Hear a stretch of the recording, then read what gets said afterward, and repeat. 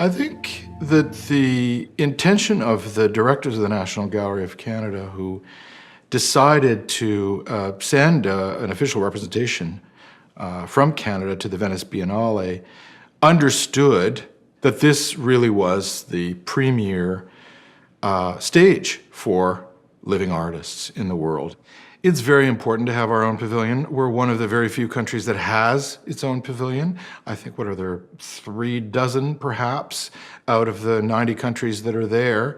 Also, the symbolism of the pavilion, when it was built, how it was intended to serve Canadian artists, is a very, very interesting story. Its situation in a wooded bower between Germany and Great Britain.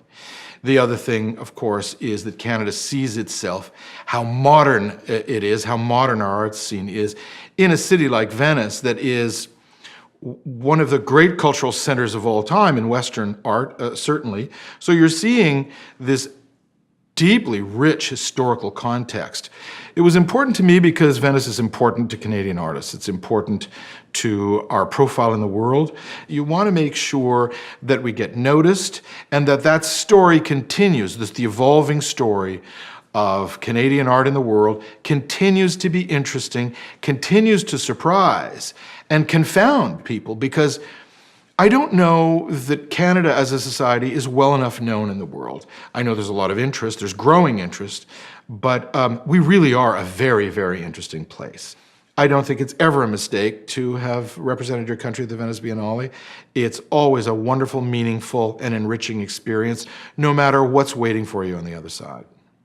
I think we get off pretty good with our, some people say, little pavilion. I think it's quite beautiful. I think historically it's very significant, very, very meaningful. And I love when artists finally realize that they have to stop trying to impose themselves and their work on this building and try to actually commune with the building and find a happy compromise between what they do and where they're doing it now.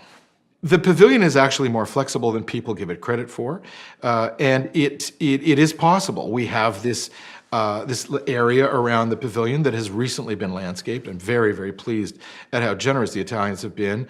I hope that future generations are as respectful of this building and of the opportunity to be present on the world stage in this gloriously beautiful and magical city that is Venice.